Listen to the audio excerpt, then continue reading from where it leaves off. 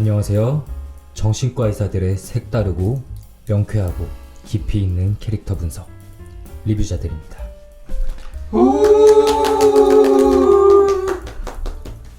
네, 안녕하세요. 저희 셋이 모여서 팟캐스트 하는 거는 꽤 오랜만인 것 같다는 느낌도 드는데? 그러게요.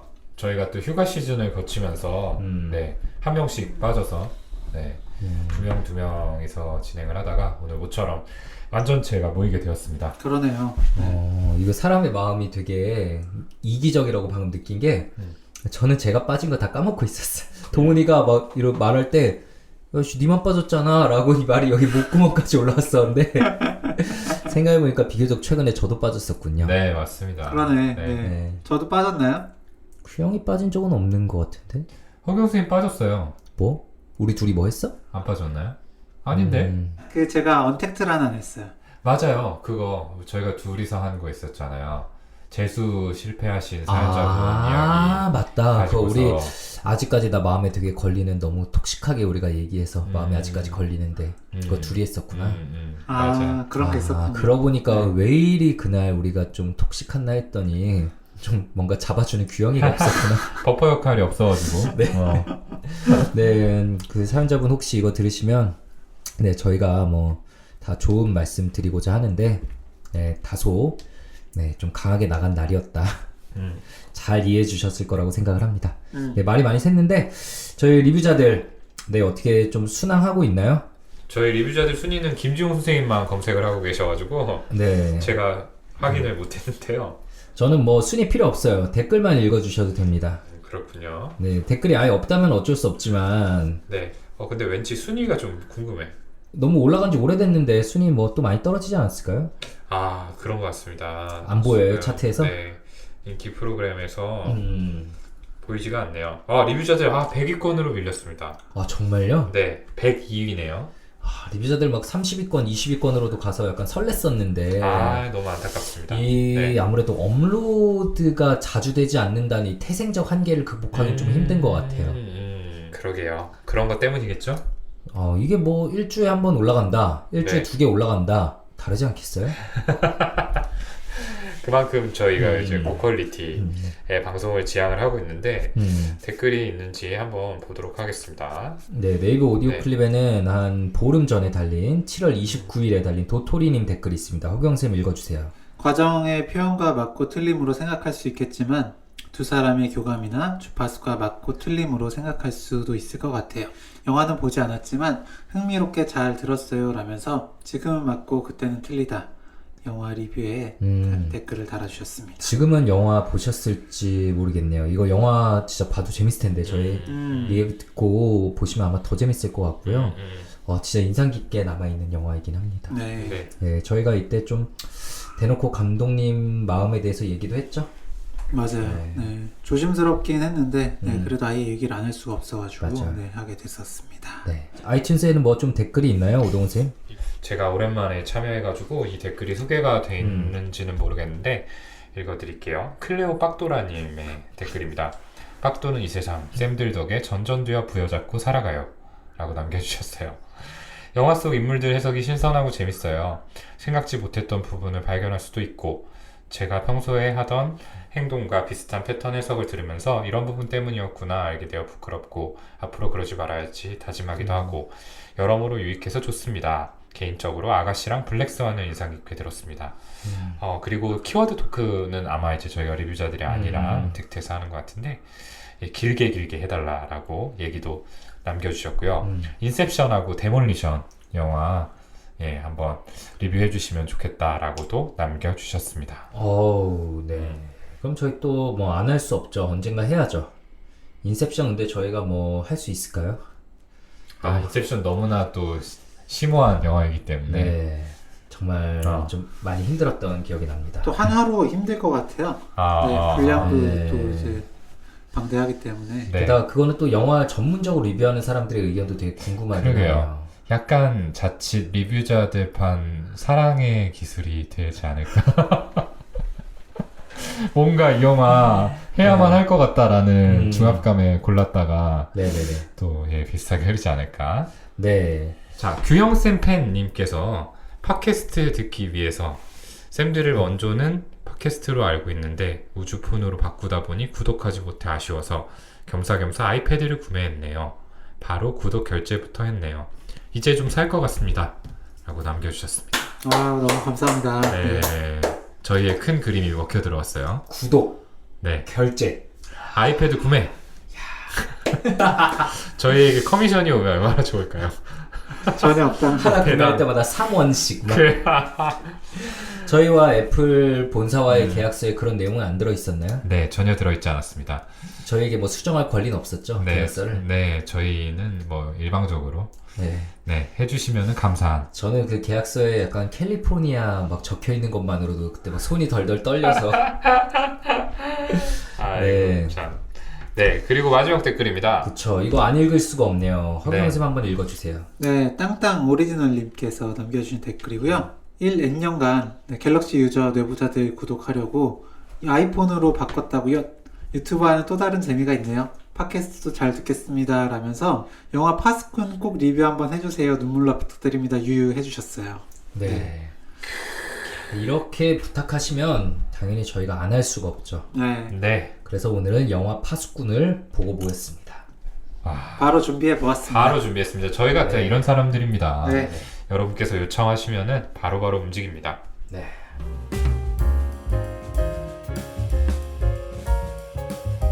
네, 그래서 오늘 저희가 영화 파수꾼을 가지고 좀 이야기를 해볼 거고요.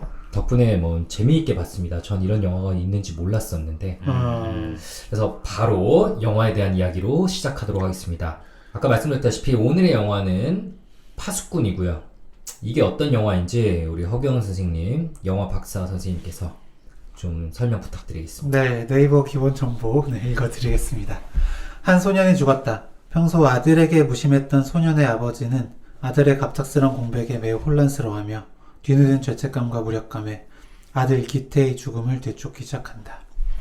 아들의 책상 서랍 안 소중하게 보관되어 있던 사진 속에는 동윤과 희준이 있다. 하지만 학교를 찾아가 겨우 알아낸 사실은 한 아이는 전학을 갔고 한 아이는 장례식장에 오지도 않았다는 것. 뭔가 이상하다. 그러던 중 간신히 찾아낸 희준은 기태와 제일 친했던 것은 동윤이라고 말하며 자세한 대답을 회피한다. 결국 아버지의 부탁으로 동윤을 찾아 나선 희준. 하지만 학교를 자퇴하고 떠나버린 친구는 어디에도 없다. 천진하고 순수했던 그 시절, 미성숙한 소통에 오해가 불러일으킨 비극적 파국. 독단적 우정이 가져온 폭력과 그 상처의 전염은 우리를 아프고 충격적인 결말로 이끌어간다. 서로가 전부였던 이 세 친구들 사이에서 과연 무슨 일이 벌어진 걸까? 라는 이제 그 시놉시스의 영화고요. 아니 나는 이걸 설마 그대로 그냥 읽을 줄 몰랐어 끝까지. 네, 그냥 읽었어요. 네. 네, 근데 네. 대단히 잘 요약을 해주셨어요. 네. 그래서 그냥 설명을 드리자면 그 세 고등학생 친구들 사이에서 일어난 일이고요. 기태, 동윤, 희준 그리고 지금은 그 꽤 유명한 배우들이 됐지만 이 당시에는 거의 무명에 가까운 네, 네. 데뷔작인 배우도 있고 네. 네, 이 영화로 신인 나무상을 수상한 배우도 있습니다. 맞아요. 네. 이 영화 자체가 독립 영화죠. 네. 네, 이거 5천만 원 예산으로 찍었다고 해요. 그래요. 네, 네. 대단하지 않아요? 대단하네요, 진짜. 맞아요. 네. 그래서 이제 관객 수가 2.6만 명인데 1만 명 돌파했을 때 그때 막 기념 축하 파티도 하고 그러니까 그랬다고요. 독립 영화 1만 명은 진짜 대박이라고 하거든요. 애초에 상영관 자체가 많이 네. 없을 테니까. 네, 2.6만 명은 대박 오브 대박. 그러니까요. 5천만 원으로. 네, 그래서 뭐 수상도 많이 했죠. 맞습니다. 2011년도 영화인데요. 2011년 대종상 영화제 청룡영화상 둘 다 신인 나무상과 신인 감독상을 수상을 했습니다. 네. 네. 이거 평점도 어마어마해요. 네. 박평식 평론가님께서 별 3개 반 주셨더라고요. 네. 잘합니다. 한 줄 리뷰가 있나요, 혹시? 한 줄 리뷰도 있습니다. 네. 네. 저도 봤습니다. 이거 박평식. 줄임표와 느낌표를 능숙하게 적용한 꾼들. 이동진. 소년성의 역학. 그 인력과 청력의 미로에서 형형하게. 별 4개 주셨습니다. 네. 그 상당한데 그 어떻게 보면 독립 영화로서 흥행과 이런 평가, 비평을 모두 잡은 그런 영화라고 할 수 있겠죠. 야, 평식 형은 이것도 3개 반을 주는군요. 솔직히 4개 줄만한데. 근데 평식이 형 3개 반이면 진짜 어마어마한 영화인 거죠. 그러니까요. 어쨌든 이 영화가 박정민 배우 데뷔작이죠. 네. 네. 네. 그리고 그 이재훈 배우가 그 되게 뜬 거 뭐였죠? 건축학개론이었나? 네. 그거 1년 전에 찍은 영화였던 것 같아요. 네. 그러니까요. 이재훈 배우가 이제 주인공 타이틀로를 맡았고 그래서 상을 다수 수상을 하게 됐던 영화입니다. 네. 셋 다 일단 개인적인 감상을 한번 짧게 얘기해보고 분석을 좀 시작해볼까요? 오동원 선생님 좀 어떻게 보셨어요? 저는 그 이동진 평론가님의 그 한 줄 평이 좋았던 것 같아요. 네, 그게 딱 제가 가졌던 생각인데 소년성의 역학. 네, 우리 모두 이 시기를 지나왔잖아요. 그래서 뭔가 딱 뭐라 표현할 수 없는 그 소년의 시기만에 나타날 수 있는 어떤 텐션들이 굉장히 잘 묘사가 된 영화가 아니었나라고 생각을 해봤습니다. 네, 진짜. 허경 선생님은 좀 어떻게 보셨어요? 저도 그 고등학생들이 보여줄 수 있는 그때는 정말 그 감정들을 다 숨기지 않고 여과 없이 좀 보여주잖아요. 네, 그런 감정들이 되게 잘 드러난 네, 연기 자체도 굉장히 잘 하셨고요. 네, 그래서 이제 그걸 잘 느끼고 저 역시도 그 고등학생으로 돌아가는 것 같은 그런 느낌을 들게 한 네, 되게 흡입력 있는 좋은 영화였습니다. 그러니까 아직 이 나이대가 되지 않은 어린아이들 말고는 모두가 많은 걸 느낄 수 있을 영화일 것 같아요. 네, 정말 저희도 과거로 다 돌아간 것처럼 느끼게 되고 저도 제 어린 시절 수많은 장면들과 아이들, 친구들 머릿속에 싹싹싹 스쳐가고 진짜 이제 완전 늙었음을 인증이라도 하듯 아이고 우리 애들이 나중에 학교 다닐 땐 어쩌냐 이런 생각까지 이어지고 그 생각이 먼저 드시는군요. 네, 정말 그러니까 모두의 마음을 그런 삶의 한순간으로 다 끌고 갈 수 있는 그런 엄청난 힘을 가진 영화라는 생각이 들고요. 그 힘이 어디서 왔냐? 오동원 선생님 말한 그 이동진 평론가가 얘기한 소년성의 역학? 그 시기를 지낸 사람이라면 누구나 누구나 끌려 들어갈 수밖에 없는 그런 힘을 가진 그런 장치를 가진 영화인 것 같습니다. 근데 이 소년성의 역학이란 말이 정말 굉장하지 않아요? 어떻게 이렇게 어떤 두 어절로 이 영화를 잘 요약을 해냈을까? 소년성이라는 게 굉장히 추상적인 개념이지만 우리 마음속에 뭔가 다 떠오르는 어떤 이미지가 있잖아요. 이 소년성이라는 게 이 영화의 여러 가지 특성을 나타나는 아이들의 특성을 동시에 다 담을 수 있죠. 공격적이고 근데 굉장히 순진하고 동시에 굉장히 미성숙하고 여러 가지들 우정을 앞세우고 정말 혼란스럽고 뭐 다양한 것들을 모두 다 소년성의 역학이라는 그 말에 함축을 시켜놨죠. 그러니까요. 네. 다음부터는 좀 빨간 안경 쓰고 오세요. 이런 멋있는 말들 좀 만들고. 저 어제 안경도 샀는데. 네. 설마 빨간 테는 아니고? 빨간 테는 아니지만 동그란 테입니다. 뭐 오동진 에스트로 이제 명언을 많이 만들어내기 위해서. 네, 그럼 저희 뭐 감상평 얘기하다가 좀 많이 엇나가고 있는데 영화에 대한 한번 해석으로 좀 들어가 볼까요? 각자 좀 어떤 생각들을 가져왔는지. 나의 날카로운 분석은 이런 게 있다. 허경 선생님 벌써 뭐 종이에 뭐 많이 적었어요? 빽빽합니다. 네, 한번 들어보죠. 네, 이런 거 처음 봅니다. 제가 프린트해서 온 건 처음이라서 너 지금 약간 당황스러워요 지금. 동훈이 거를 규영이가 들고 있는 줄 알았어요. 네, 그냥 저는 그 적어 온 건요. 그냥 그 기태의 심리라든지 동윤의 심리나 동윤은 어떤 존재인지 그런 것들 좀 많이 적었어요. 네. 한번 설명을 쭉 해보시죠. 뭐 그냥 얘기할 만하지 않은가요? 일단 기태가 어떤 친구인지. 네, 기태는 그 이재훈 배우가 연기한 그런 역할이고요. 일단 설명을 드리자면 동윤이랑 기태는 중학교 때부터 친구였고요. 그리고 희주는 고등학교 올라와서 친해진 친구예요. 그래서 셋이 어울리죠, 단짝으로. 네, 막 함께 막 야구하고 어디 뭐 월미도 놀러 다니고 이렇게 할 정도로 친한 사이인데 네, 어느 순간부터 좀 어긋나게 되고요. 그때는 그 기태라는 친구는 학교에서 소위 짱입니다. 네, 그런 뭐 약간 일진 친구들이랑 좀 어울려 다니면서 네, 뭐 필요할 땐 좀 폭력도 쓰고 이런 친구인데 이 친구의 심리를 보면은 사실 본인이 직접 이야기를 하기도 하고요. 굉장히 그 관심받고 싶은 욕구, 그리고 인정 욕구가 모두 큰 인물이죠. 네. 이거를 좀 볼 수 있는 게 뭐 여러 장면에서 나오는데, 일단은 그 기태가 야구 선수가 되고 싶었던 이유 자체가 뭐 일단 MVP가 되면 사람들이 다 환호하고 뉴스나 신문에서 나를 다 주목할 거 아니냐. 네. 그리고 이렇게 짝 노릇을 하는 것도 내가 뭐 허세 부리는 게 좋아서 그런 게 아니라 친구들이 이렇게 관심을 주는 게, 네, 관심을 받을 수 있다는 게 좋아서, 네. 주목받는 게 좋아서. 이렇게 네. 주목받은 적이 없으니까 네, 이야기를 네, 네. 하죠.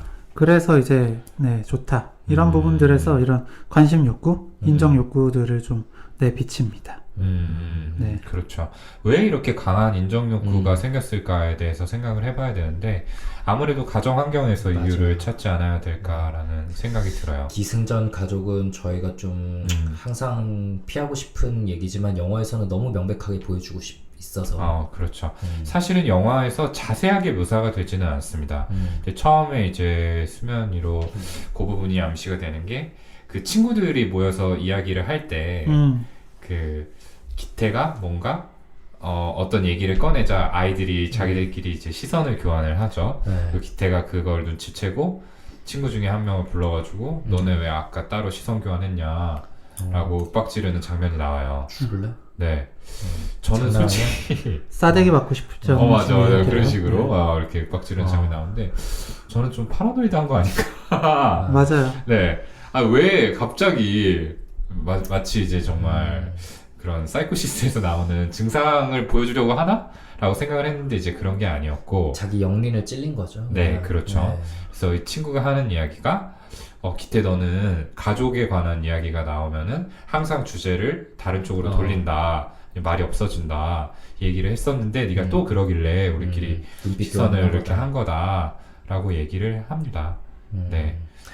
그리고 이제 이것 때문에 좀 화가 나 있다가 나중에 이제 박정민 배우가 연기하는 베키, 원래는 이제 준. 백희준인데 베키라고 다 부르죠.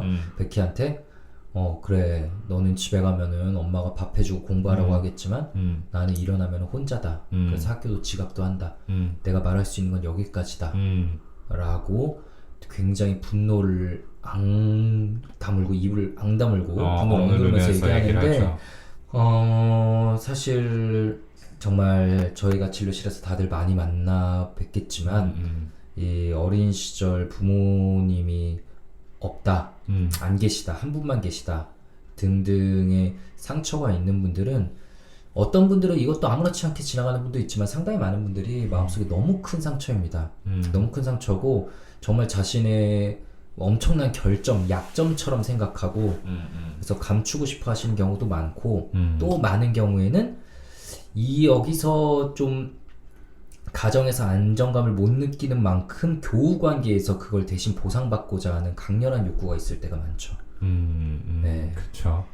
그래서 교우 관계로 이제 성공적으로 보상이 되면 다행인데 이제 사실은 이제 부모와의 관계가 인간관계를 맺는 어떤 기본 틀을 형성을 하다 보니까 거기에서 이제 부모님이 물리적으로나 정신적으로 부재를 하게 되면은 그 틀 자체가 왜곡될 가능성이 높아지는 거죠. 그래서 교우 관계에 지나치게 좀 집착을 한다든지 하는 모습들이 이제 보여질 수 있는데 어쩌면은 이 기태도 그런 심리가 아니었을까라고 생각이 들어요. 네, 저는 기태가 고등학생이기 때문에 더 이런 모습이 보였던 것 같아요. 어쨌든 그 편부 아래에서 자랐다는 게 성인이 되면 또 그게 어떤 흠이 아닌데 네, 학생 때는 이게 되게 부끄러움 혹은 맞아. 놀림의 어떤 대상이 되기도 하잖아요. 네.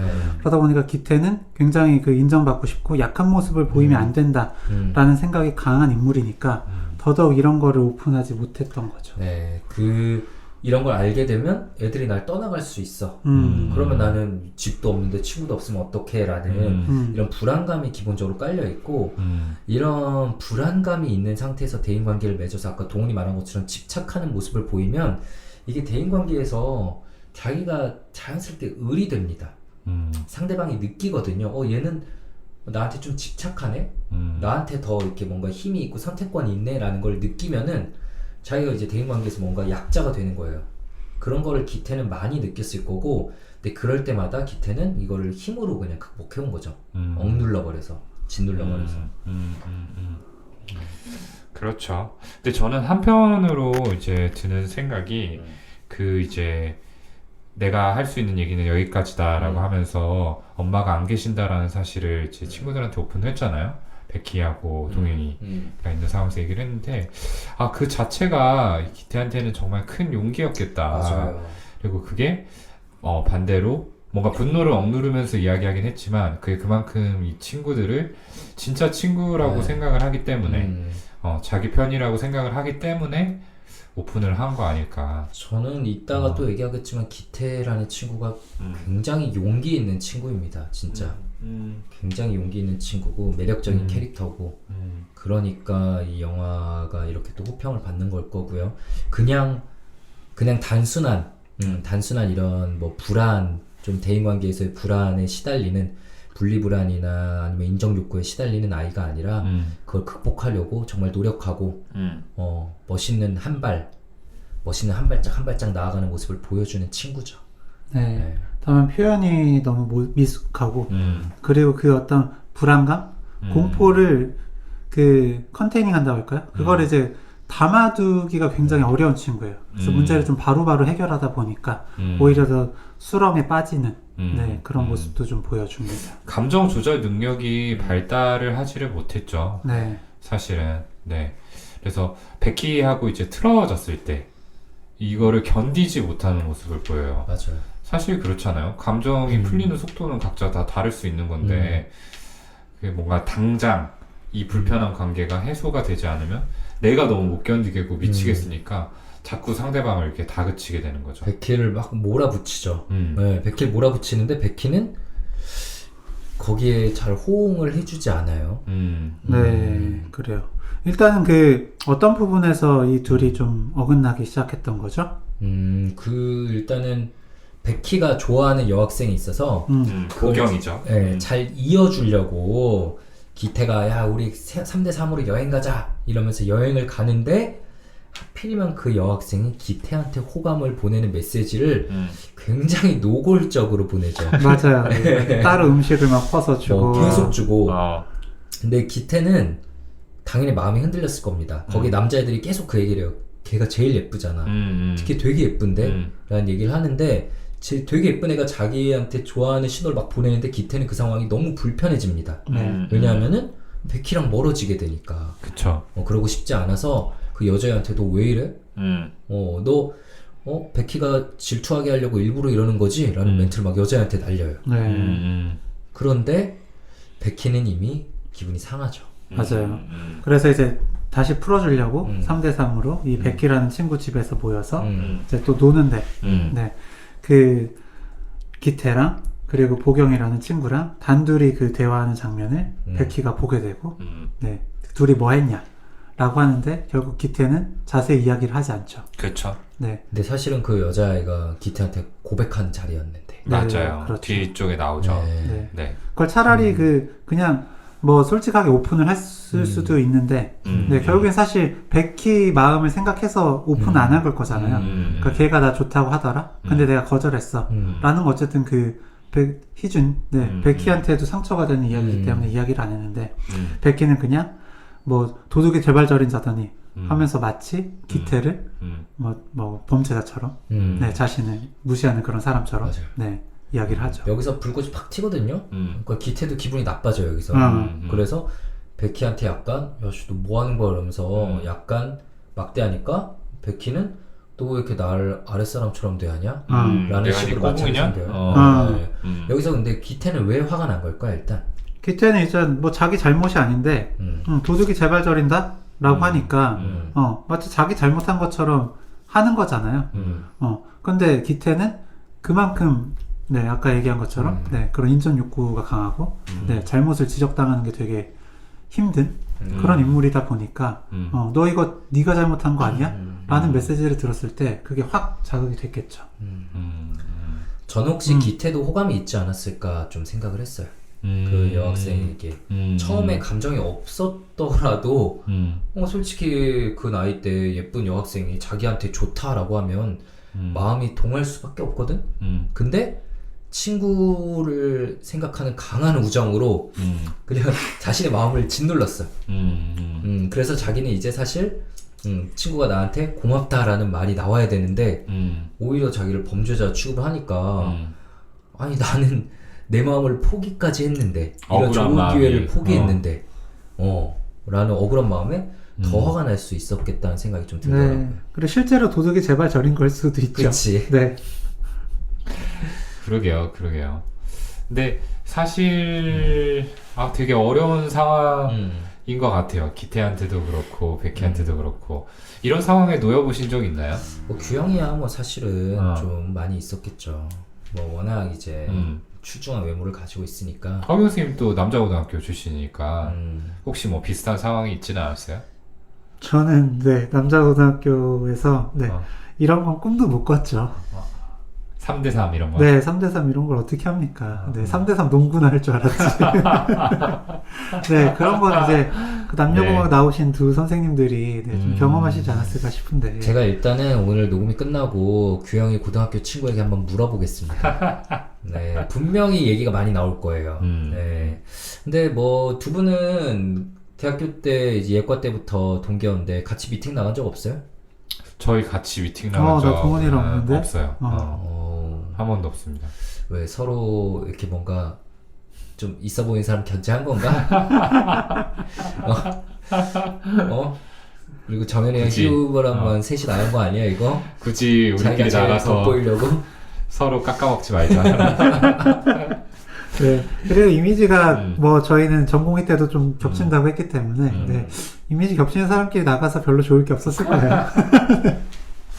네, 어쨌든 좀 생각을 해보자면은 사실 백희도 뭐 그렇게 성숙한 마인드의 소유자는 아닙니다. 아 그럼요. 네.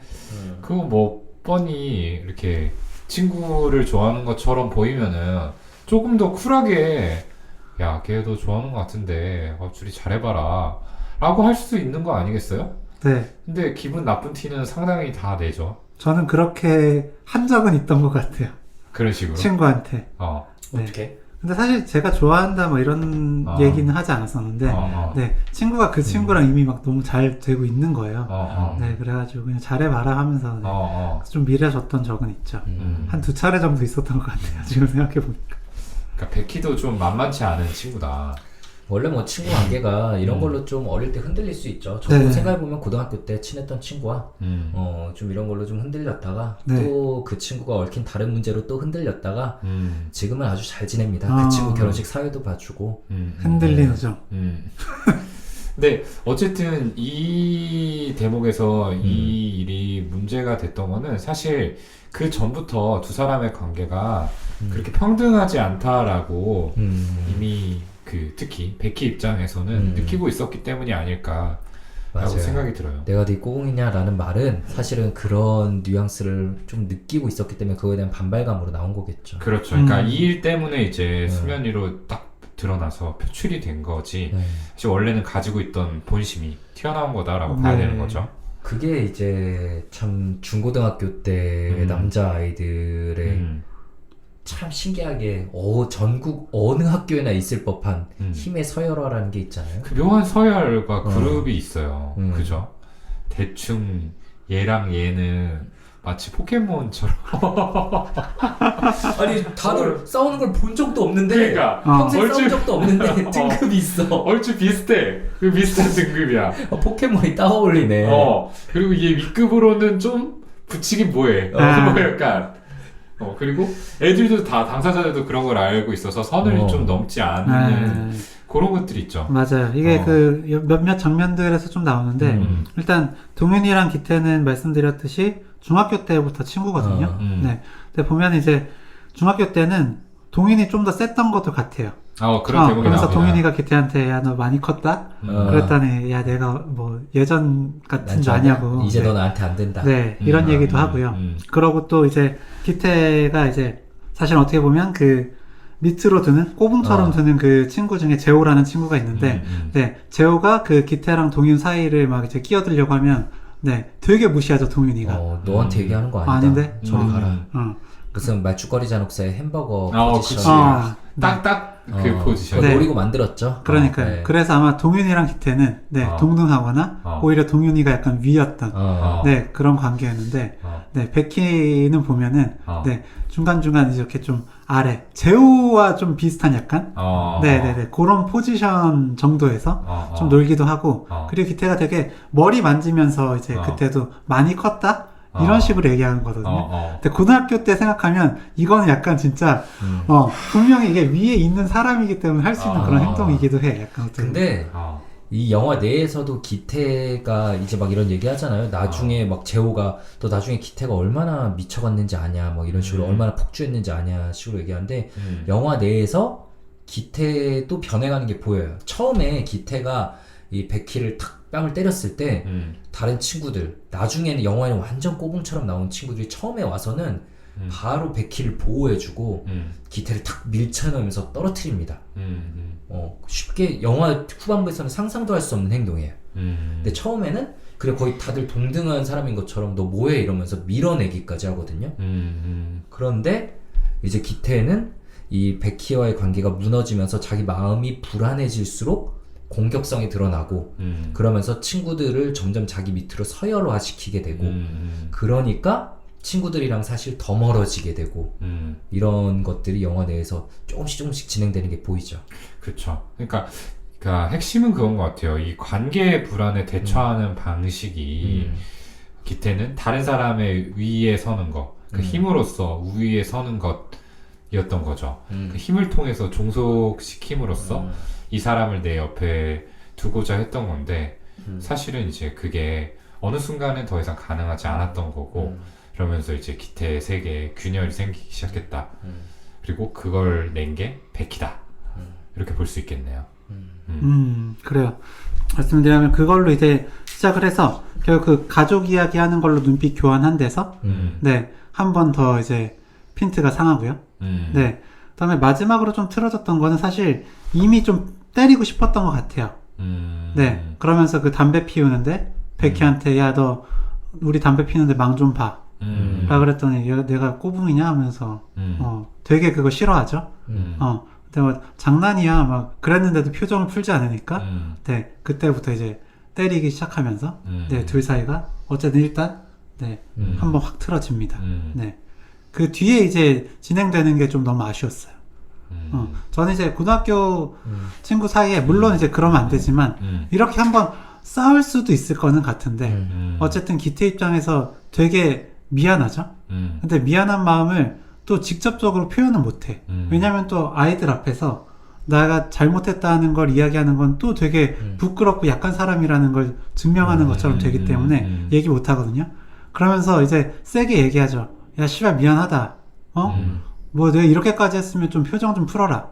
네, 이런 식으로 하는데 풀지 않으니까 그때 이제 공격을 또 하죠. 네, 저는 아까 이제 기태는 되게 용감한 애다라고 얘기한 게 저도 보면서 기태한테 막 감정이입이 되는 거예요. 제발 좀 미안하다고 얘기를 하라고 이런 생각 막 드는데 결국은 해. 베키한테도 하고 나중에 동윤이한테도 하고 그 부분이 기태가 결국은 용감한 애다. 한 발짝 나갔다. 라고 생각을 하는데, 이 영화에서 이야기하는 아이들의 미성숙함, 이 소년성의 역학이란 거는 문제는 기태한테만 해당되는 게 아니라 동윤이랑 베키한테도 해당이 되는 거죠. 맞습니다. 받아줄 마음의 여력이 없어요. 네.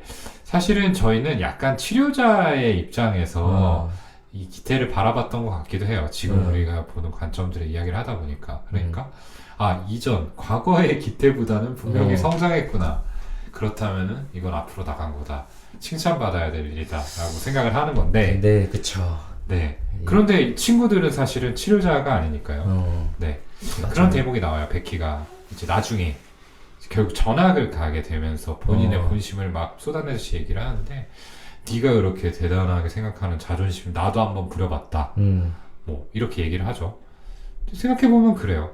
기태가 아무리 자기 자존심을 조금 꺾고 미안하다라고 이야기를 한 게 대단한 일이네 라고 우리는 생각을 하지만 걔네는 받아줄 이유가 없지. 친구 의무도 입장에서는 없고. 그렇게 생각할 이유는 전혀 없는 거예요. 뭐야? 기껏 해가지고 저 말 한마디에 해놓고서 지금 나한테 미안하다라고 하는 거야? 이렇게 생각할 수 있는 거죠. 사실 어. 더 나갔어야죠. 그냥 무릎 꿇고 미안하다고 했어야 돼, 솔직히. 무릎 꿇고 미안하다.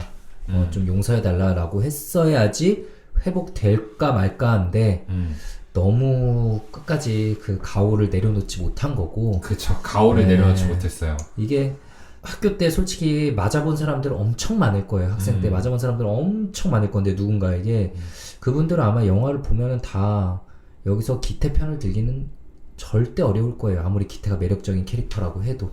네. 그리고 저는 뭐 용서를 구하는 방식도 방식이지만 시간을 너무 안 줬어요. 이건 아까 얘기한 그 기태의 불안 때문이라고 생각을 합니다. 네. 그러니까 이 친구랑 당장 풀지 않으면 이 친구랑은 진짜 뭐 떨어질지도 모른다. 네. 완전히 깨어질지도 모른다. 내가 버림을 받을지도 모른다. 이런 불안이 있기 때문에 어떻게든 빨리 풀고 싶은 거예요. 네. 그 불안 때문에 미안해 라고 이야기를 하고 이 친구가 받아주지 않더라도 아니, 또 화나고. 네. 그러니까 좀 지금은 안 풀리더라도 좀 생각해보고 좀 나중에 이야기를 해보자 이 정도가 돼야 되는데 그렇죠. 그냥 바로 다 풀려고 하니까 이게 어떻게 되겠습니까? 이게 또 학교라는 공간의 무서운 점인 거예요. 사실은 이제 사회생활 할 때나 대학교면은 며칠 지나고 감정 가라앉았을 때 몇 주 지나고 보고 이러면은 또 어떻게 넘어갈 수가 있는데 학교는 그냥 다음날 또 보거든.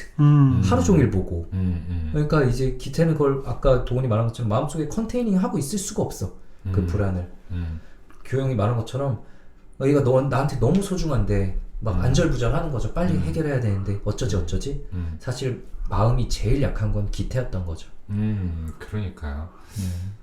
그러니까 그 기태한테 이 희준, 그러니까 베키가 이제 마지막으로 쏟아내는 얘기들이 상당히 독설이 많습니다. 뭐 그 주변 아이들에 대해서 또 이렇게 얘기를 하죠. 쟤네들 뭐 네가 좋아서 같이 다니는 줄 아냐.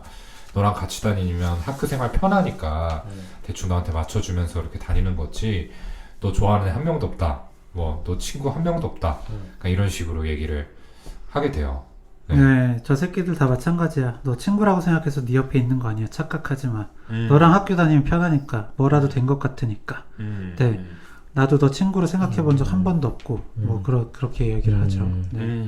저는 어쨌든 이것도 마찬가지의 결인데 기태의 트루 이모션을 우리가 이제 이렇게 해석을 했잖아요. 이런 부분을 고려하면은 참 너무 잔인한 얘기가 아니었을까라는 생각을 하게 돼요. 네, 다른 무엇보다도 나는 너 친구로 생각해 본 적 한 번도 없다. 라는 말이 기태한테는 뭐 완전 무너질 수밖에 없었던 그런 맞아요. 이야기였겠죠. 네. 근데 어쩔 수 없어. 베키에게는 뭐 그냥 마음의 여유가 없는 거예요. 솔직히 내가 그렇게 맞았는데. 네, 맞아서 나도- 전학까지 가게 됐는데. 내 인생 제가 망쳤는데 나도 그냥 비수 한번 찌르고 가는 거죠. 그렇죠. 근데 기태한테는 진짜 삶이 무너지는 말이었던 거고. 어. 그러니까 그럼 이제 한 명 남은 동윤한테 더 매달릴 수밖에 없는 상황인데 이미 망한 거죠. 동윤이랑은 더 망하게 되죠. 네. 자, 어떤 방식으로 망하느냐. 동윤이 좋아하는 세정이라는 여학생이 있었어요. 그리고 실제로 잘 됩니다. 둘이 아주 꽁냥꽁냥하는 장면들이 나오는데 기태가 동윤을 위한답시고 이 세정이에 대한 소문을 이야기를 하게 돼요. 정확히 내용이 나오진 않지만 약간 뭐 남자 관계가 좀 문란하다, 함부로 이렇게 좀 낙태를 한 적이 있다. 약간 몸을 굴린다라는 식의 그래서 어떤- 이 동네로 이사 왔대더라 라는 말을 동윤이한테 던지는데 사실 그때 이미 둘의 관계가 많이 무너진 상태였죠. 왜냐하면 동윤이는 얘가 기태가 베키를 때리는 걸 보고 너무 화가 나서 너 다시 그러면 진짜 죽여버린다 라는 말을 했을 정도로 그 자신이 기태가 각별한 만큼 베키도 각별했기 때문에 게다가 베키가 이제 전학까지 가게 된 상황이 너무 화가 나 있었는데 거기다가 기태는 너를 위한답시면서 갑자기 이런 말을 해요. 어떤 심리였을까요? 그러니까 저는 처음에 기태가 이거 완전히 뒤틀린 새끼네 라고 생각을 했어요. 이런 얘기를 이렇게 하냐. 이건 뭐 누가 들어도 좋아하지 않을 법한 얘긴데 라고 생각을 했는데 그 이전에 어떤 기태 행동들하고 맞춰 생각해보면은 정말 이 친구는 나이에 비해서 미성숙한 그러니까 상대방의 마음을 잘 헤아릴 줄 모르는 친구이기 때문에 정말 순수하게 동윤이가 걱정돼가지고 이런 얘기를 꺼낼 수도 있었겠다라는 생각도 들어요. 네, 저는요, 어. 이 대사를 치기 전에, 야, 너 세정이 좋아하냐? 라고 물어보거든요. 그랬더니 동윤이가 얘기를 안 하다가, 좋아하지. 나 진짜 좋아한다. 이런 얘기를 하거든요. 기태 입장에서는, 어쨌든 베키라는 친구를 떠내보낸 뒤에, 동윤이란 친구는 하나밖에 없는 친구거든요. 이 친구가 내가 아니라 다른 사람을 좋아한다는 건, 어쨌든 용납이 안 되는 네, 친구를 다시 잃는 것 같은 그런 느낌까지도 받았을 것 같아요. 그러니까 질투, 네, 차지하겠다는 그렇죠. 맞아요. 그래서 그 둘 사이를 약간 이간질해서라도 이 동윤이란 친구를 나한테 의지하게 만들어야겠구나 라는 그런 생각이 좀 있었던 것 같고요. 네, 어쨌든 그런 생각이 은연중에 있던 상태에서 동윤이란 친구가 자기를 공격하니까 같이 이런 얘기가 나온 거라고 생각을 해요. 저는 그 두 개 마음이 다 섞인 걸 거라고 생각하는데 그러니까 규영이가 말한 게 1번으로 맞을 것 같아. 질투고 불안이야. 쟨 내가 독차지. 진짜 얘 나밖에 없는데 쟤 연애에서 나랑 멀어지면 어쩌지? 일단 가져와야겠다는 마음이 1번이었을 건데 그래서 동훈이가 말한 것처럼 TOM이 되면 공감이 되면 왜 자기가 이런 말을 하면은 그냥 친구관계 망가질 걸 알았어야 돼. 근데 저는 이렇게 생각했을 것 같아요. 기태한테는 동윤이가 자기 마음속에 너무 크게 차지하는 만큼 동윤이도 그랬을 거라고 생각했을 것 같아요. 우리는 그냥 일반적인 친구 관계를 넘어선 그냥 거의 가족과 같은 서로에게 너무너무 각별한 사이니까 그래도 이걸 가지고 흔들리진 않을 거야 라는 식의 생각이 있었을 것 같아요. 내가 제일 생각하는 만큼 쟤도 날 생각하겠지. 근데 동윤이에게 기태는 당연히 최고의 첫 번째 친구겠지만 동윤이에게는 여자친구도 있고 가족도 있어요. 기태한테는 동윤이밖에 없는데 그러니까 둘이 공평할 수가 없는 거지. 그 마음의 크기가 똑같을 수 없는 거지. 네. 그리고 저는 또 아쉬운 게 기태가 이야기를 하는 게 자기들의 그 어떤 뭐 꼬붕이랄까요? 네. 걔네들 앞에서 이야기하는 거랑 둘이 이야기할 때가 너무 달라요. 네. 그래서 둘이 이야기할 때 니네 둘이 무슨 일이 있었던 거야 라고 할 때는 뭐 속 시원히 이야기는 못하지만 그래도 좀 미안해하는 마음도 이야기를 하고 내가 항상 얘기하잖아. 이거는 좀 넘어가줘. 맞아. 이런 식으로 이야기를 하는데 어쨌든 이때는 그 친구들 앞에서 자기를 공격을 하니까 더 센 모습으로 보여야 되는 것도 있는 거죠. 그래서 너 만나는 애 이런 애야 라면서 네, 상대방을 깎아내리고 본인은 조금 더 내가 너보다 우위에 있어. 약간 이런 걸 좀 보여주려는 일종의 허세와 가오가 좀 네, 그런 마음도 있다 보니까 더 이렇게 공격적으로 나갔다. 그러게요. 근데 저는 허경 선생님 해석이 좋은 것 같아요.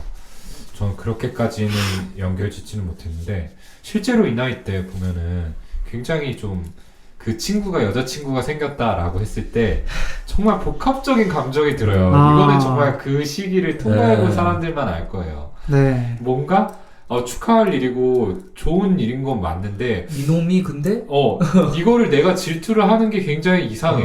그러니까 이게 뭐 내가 이 친구를 정말 뭐 사랑해서 그런 게 아니고 뭔가 묘한 배신감이 느껴진단 말이에요. 네. 같이 PC방 갔어야 되는데 얘가 없어. 그럼 나 이제 어떻게 해?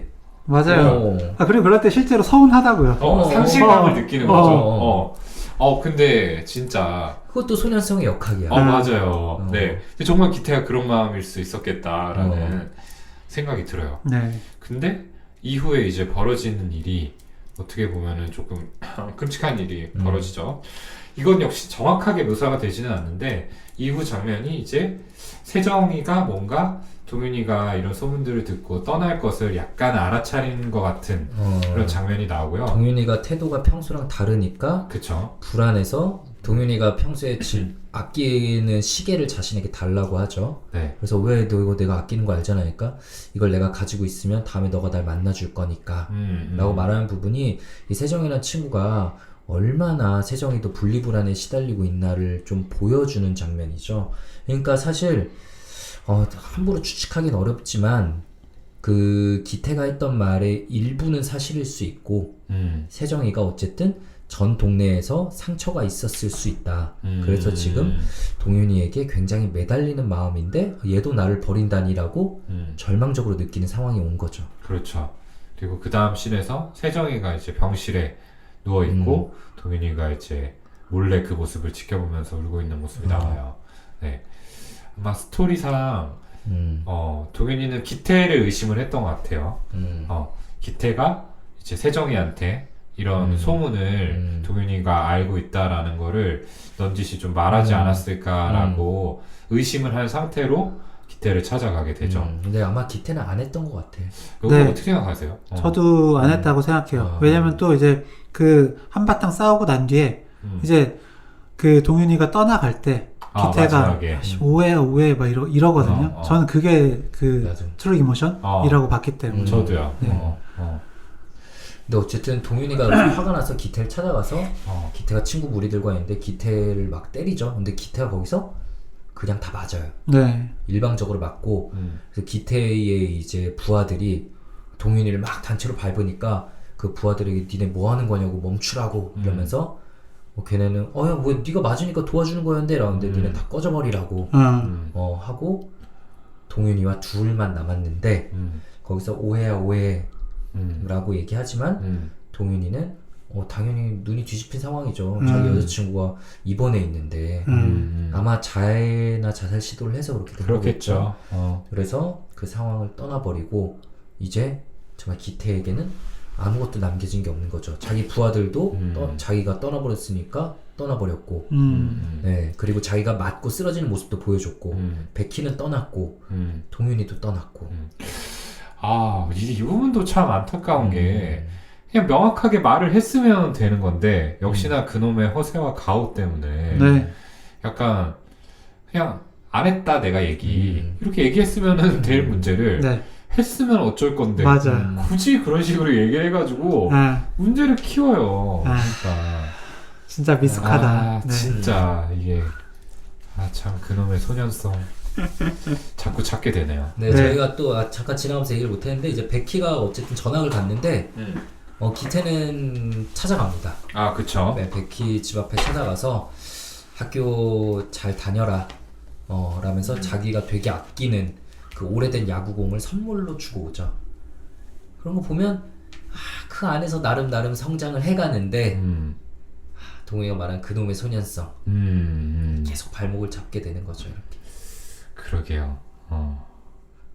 뭔가 참 기태라는 캐릭터가 이렇게 진짜 나쁜 놈이지만 동시에 이렇게 뭔가 저희가 다 같이 안타까움을 느낄 수밖에 없는 게 이런 모습들 때문이에요. 사실 이미 지나간 거 몰라 어떻게 내가 잘못했더라도 이미 지나갔는데 어떻게 이게 아니라 찾아가서 사과하고 어쨌든 책임지려는 모습을 보이거든. 나름의 방식으로. 그래서 동윤이도 찾아가죠. 맞아요. 네. 정말 큰 용기를 내서 갔을 거예요. 집으로 과일바구니와 함께 찾아가죠. 네, 과일바구니를 들고 찾아가는데 정말 동윤이는 철저하게 기태를 외면합니다. 네. 네. 여기서는 정말 많은 것들을 내려놓은 모습들이 나와요. 기태가 말투 자체가. 네. 그리고 이 장면에서 진짜 이재훈 씨 연기가 미쳤습니다. 저는. 네. 그러니까 너무 짠하죠. 베키한테 버림받은 장면의 재경험인 거잖아요. 근데 훨씬 더 애절하고 간절한 장면이어서 너까지 나한테 이러지 마 제발 내가 어떻게 해야 돼 라고 하면서 막 빌죠. 네. 뭐가 어디서부터 잘못된 걸까. 네. 그런데 정말 여기서 비수를 한 방이 아니라 거의 10방을 날리죠. 거의 정말 칼침을 계속 놓는 것 같은 네. 그런 느낌의 얘기들을 쏟아내요. 네가 제일 가식적이야. 네 옆에 있으면 토할 것 같거든. 너만 없으면 돼. 뭐가 어디서부터 잘못된 걸까 하니까 처음부터 너만 없었으면 돼. 맞아요. 이게 물론 기태의 입장에 저희가 너무 이입을 한 걸 수도 있겠습니다만 근데 동윤이 입장에서도 제일 친한 친구 한 명이 없어지고 여자친구도 없어졌어.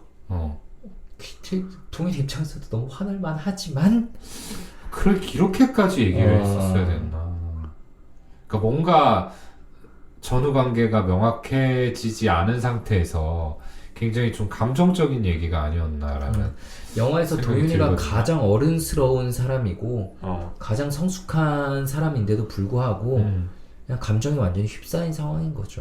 그래서 가장 상처받을 말들만 골라서 하는 거죠. 맞아요. 그러니까 그게 포인트인 것 같은데 사실 이 이전에 이미 기태하고 동윤이가 이렇게 동윤이의 집에서 깊은 대화를 나눴다라는 사실이 나와요. 네. 영화 속에서는 이제 제일 후반부에 나오지만 네. 네, 그때 이제 기태가 정말 솔직한 자기 감정들을 드러내게 되는데 나한테는 너밖에 없다. 너만 알아주면 된다. 나를. 너만 알아주면 된다. 음. 나한테는 네가 있고 너는 나를 알아봐 줬던 사람이다. 사람들 사이에서 비참해지더라도 너만 있으면 된다라고 네. 굉장히 절절한 표현을 해요. 맞아요. 이게 네. 그리고 다시 사람들 사이에서 비참해지더라도 너만 알아주면 돼라고 한 걸로 봐서 과거에 비참했던 경험이 있고 그때 그거를 동윤이가 옆에 있어서 어. 극복했던 것 같기도 하거든요. 맞아요. 끌어올려주지 않았을까라는 생각이 드는 거죠. 그래서 이 당시에는 아마 동윤이가 아까 얘기했던 것처럼 굉장히 감정에 휩싸인 상태였기 때문에 정말 상처가 되는 얘기들을 막 쏟아냈을 텐데 아마 시간이 조금 지나고 나서는 곧바로 후회하지 않았을까 네. 생각이 들어요. 근데 후회를 하기에는 이미 또 너무 늦어버린 네, 상황이 그래서 있었죠. 영화에는 나오지 않지만 이제 기태가 결국은 자살을 한 네, 걸로 그렇죠. 보이죠. 네. 자살을 하고 그래서 거기에 의문을 가진 아버지가 이제 아이들을 찾아다니는 걸로 영화의 시작이 맞아요. 나오는 건데 사실 기태 아버지는 생업에 너무 바빠서 정말 아이를 돌볼 시간이 여유가 없었던 그쵸. 거고. 기태의 마음을 어떻게 보듬지는 못했던 거고. 근데 기태의 죽음이라도 납득을 하기 위해서 친구들을 이제 연이어서 만나게 되는 끝에 마지막에는 이제 동윤이까지 만나게 돼요. 그래서 동윤이와 이제 마주 앉아서 얘기를 나누려고 하는데 동윤이가 화장실에 갔다가 그대로 그냥 가게를 뜹니다. 차마 얘기를 꺼내지 못하고. 네. 어떤 감정이었을까요? 뭐 기태가 그러니까 이제 그 기태랑 했던 대화가 떠오른다고 그 베키한테도 이야기를 했었잖아요. 그 이야기는 그만큼 그 기태한테 내가 어떤 존재인지, 네, 내가 얼마나 버팀목이 되는 존재인지에 대한 이야기였고, 내가 결국 한 이야기, 그러니까 처음부터 잘못된 건 없어. 그냥 너만 없었으면 돼라는 이야기 이후에 자살을 했기 때문에 그 죄책감이 감당할 수 없는 정도였겠죠. 네, 저도 이때 동윤이는 거의 디프레션이 오지 않았나 싶고요. 제가 만약 동윤이 상황이었어도 그냥 피했을 것 같습니다. 이제 베키가 동윤이한테 그랬죠. 그래도 아버지인데 어떤 일이 있었는지 들을 자격이 있지 않냐. 나한테 말 안 하더라도 아버지한테 해줘라. 라는 멋있는 말을 던졌지만 이 어린아이가 감당하기에는 너무 무거운 자리예요. 너무 무겁고 그쵸. 예, 이야기를 꺼내면 자기가 완전히 붕괴될 거를 알았기 때문에 그냥 피할 수밖에 없었다고 생각이 듭니다. 네. 그 결국에는 기태의 미숙함으로 인해서 계속해서 상황들이 더 꼬이고, 네, 결국에 기태가 선택한 일이기도 하지만, 네, 뭐 동현 입장에서는 나라도 그렇게 이야기하지 않았으면 죽지 않았을 텐데 이 생각 할 수밖에 없거든요. 그리고 네. 어떻게 보면은 그랬을 것 같아요. 네. 네. 정말 생각하는 것 이상으로 동현이라는 친구가 기태한테는 중요한 존재였던 거죠. 맞습니다. 그래서 저는 그 마지막에 폐 역사에서 동현이가 혼자 이제 앉아서 기태하고의 대화를 상상하는 장면으로 영화가 끝이 나게 되는데 거기에서도 이제 이런 대목이 나와요. 네. 네. 그때 이제 야구 선수가 되고 싶었다라는 얘기를 하면서 말로 홈런을 치고 사람들이 나를 향해 이제 환호하는 게 좋다라는 식의 얘기를 하는데 이제 뭔가 누가 최고야? 라고 기태가 반복적으로 묻는데 그 말 끝에 꼭 동윤이에게 확인을 해요. 동윤이 누가 최고야? 라고 이 새끼나 쉽네. 동윤이 누가 최고냐고.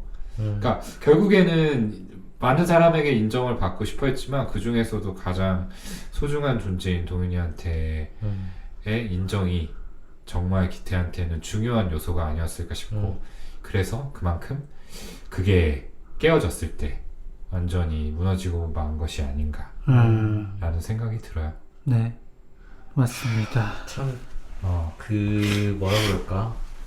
셋이 진짜 좋은 친구고 좋은 사람들인데 약간 주파수가 안 맞았던 거죠.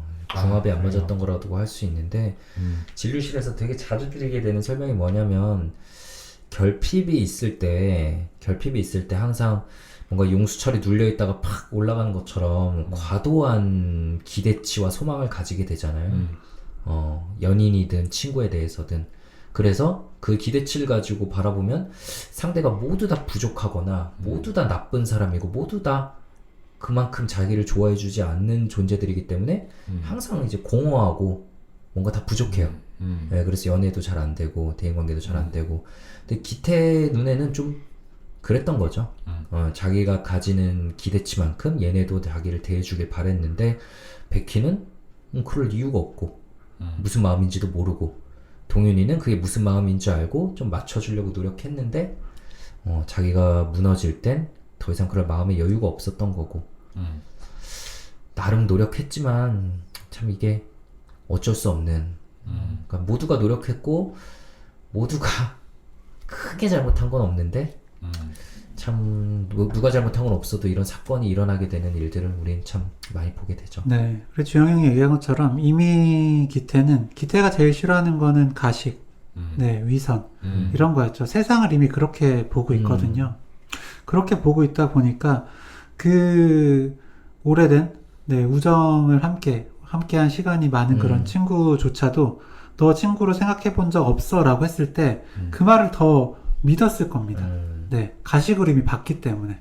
네, 그게 아니라 뭐 믿는 마음이 더 컸다면 친구가 그렇게 얘기를 하더라도 아씨발 이게가 그만큼 지금 화났구나. 속상하고 화가 나서 이렇게 그렇지, 얘기를 하는 그렇지. 거지 라고 생각을 했을 텐데 기태는 그렇게 못 봤을 거거든요. 역시 망했구나 그동안. 역시 가식이었구나. 네. 네.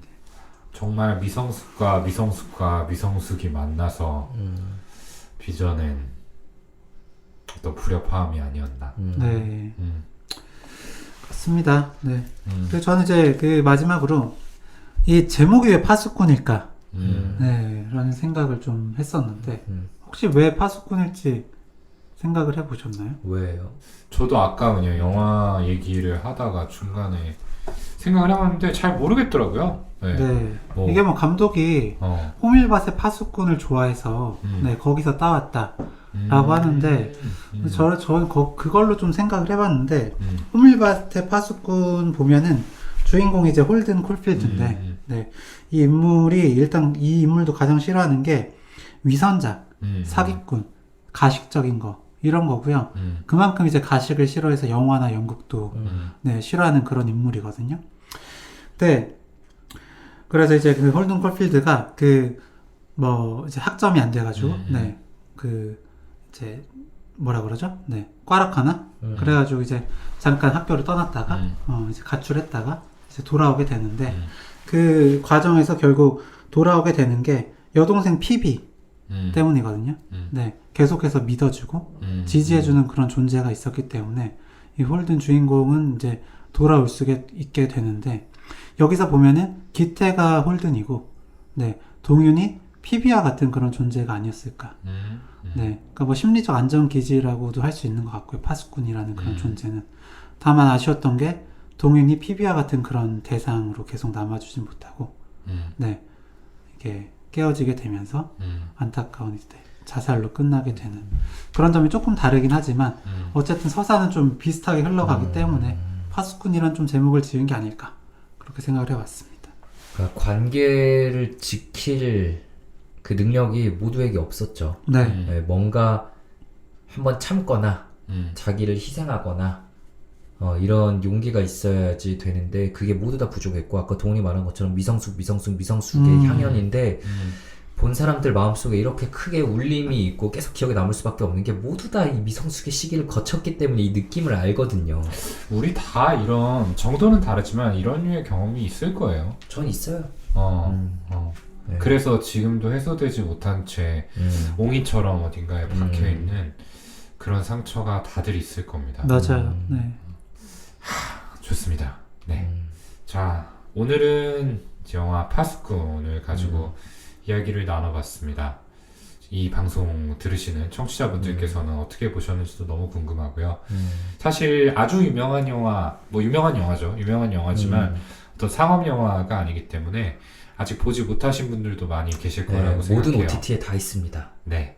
저는 넷플릭스를 통해서 봤는데 OTT에 다 있으니까 이번 기회에 한번 보시고 감상도 저희 네. 리뷰자들에 남겨주시면 참 좋을 것 같습니다. 네, 마지막으로 이 말씀만 드리자면 아까 동훈이 얘기한 것처럼 모두의 마음속에 이런 미성숙의 과거가 있을 거고 아직까지 남아있는 부분들이 있을 거예요. 이제 언젠가부터 이제 뭐라 그럴까 과거의 이런 잘못들을 뭔가 사실 좀 보듬어주는 시각으로 보기보다는 처단하는 그런 사회적인 분위기가 형성이 되고 있고 저는 그런 분위기가 반드시 또 필요하다고 생각을 합니다. 왜냐하면 그래야지 우리가 좀 범죄를 또 앞으로 이제 경계하고 예방할 수 있는 거니까. 근데 모두에게 미성숙이 있었고 지금 자라나는 아이들도 가지고 있는 게 사실이잖아요. 그런 좀 단호함과 동시에 좀 성숙함 그리고 좀 따뜻한 마음도 다시 한번 좀 가질 수 있게 되는 그렇게 스스로와 다른 사람을 조금 따스한 시각으로 바라볼 수 있게 되는 계기가 좀 되었으면 좋겠다는 생각입니다. 네, 좋습니다. 네, 오늘 리뷰자들 시간은 여기까지입니다. 저희는 다음 시간에 더 흥미롭고 유익한 콘텐츠 들고 찾아뵙도록 하겠습니다. 감사합니다. 감사합니다.